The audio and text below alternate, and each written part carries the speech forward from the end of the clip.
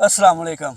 आंदे लाद का दुख बंदे नूं मार दिंदा है ते फिर वो औलाद जिन्हों लखां अरबां दी करोड़ां दी जायदाद बना के दित्ती होवे, 4-4 8-8 कनाल दे बंगले बना के दित्ते होण, फार्म हाउस बना के दित्ते होण, ते वो औलाद जो बंदे नूं पिछले पारे ना पुछे ते फिर बंदे दा मरना ही है। आ मैं जिहड़ी तस्वीर लाई है ड्रामे च कम्म करदी। एक वो टाइम सी कहंदे पिछे नौकर चाकर 50 बंदे जिहड़े ने इहनूं जी करन वाले सन, ते एक हुण ये टाइम है कि ये आंदे ने कि आपदे फ्लैट दे विच कल्ली मरी हुई पाई गई। तो गुआढ़िया ने उदों पता लगा जदों उन्होंने बो आई तो उन्हें पुलिस नूं फोन किया तो पता लगा कि 7 दिन पहलों मरी पई सी। ते एक वो टाइम सी कि लोकी नौकर चाकरें दे अगे पिछे जी करते फिरते सन। होया कि इन्हें जिन्नी जायदाद सी अरबां रुपये की जायदाद वो आपदे बालों के नाम पहलों ही ला दी। 2 मुंडे सन तो वह आपदे बाल लैके एक इस्लामाबाद आंदे चला गया, तो एक उत्थे ही सोसाइटी दे विच जिहड़ा है ना वो चला गया। तो वह गड्डियां करोड़ां रुपये दी गड्डियां अरबां रुपए के बंगले तो वह जायदादां जिहड़ियां लैके ते वो उन्हां आपदी मां नूं नहीं पुछया। तो इन्हें आपदे बालां नूं फोन करना तो अगों उन्हें जे फोन चुकना अव्वल तो चुकना ही ना, जे चुकना तो उन्हें 2 मिनट बाद फोन करने से मसरूफ हाँ, तो वह 2 मिनट जिहड़े ने वो 2 महीनों च लंघ जाने।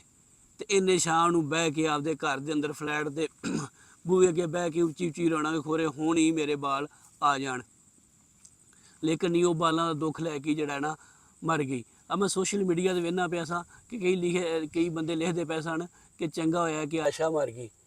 एक गल्लों तो चंगा ही होया कि जिहड़ा दुख उन्होंने दुनिया च पिछले टाइम मिलिया है, ये दुख इस दुख तो मर जाना ही चंगा है।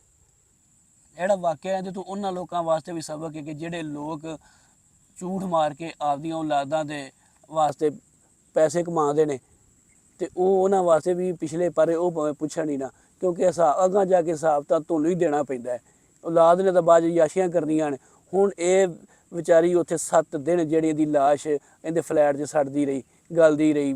बो आई तो लोगों को पता लगा, तो जिहड़ी औलाद है वो याशियां करदी फिरदी फार्म हाउसां दे विच बंगलियां दे विच वो पैसे लैके साइड ते होए।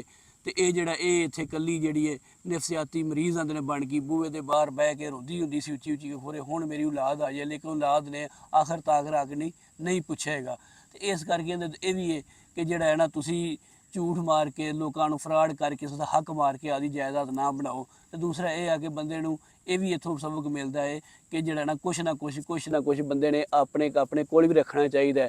पैड़े चंगे वक्त का टाइम नहीं होंदा। होर ना तो औलाद इसे लालच नूं ही पुछ लै कि आपदे हिस्से वास्ते भी जिहड़ा जायदाद या पैसे ने ये उस लालच नूं संभाल लै।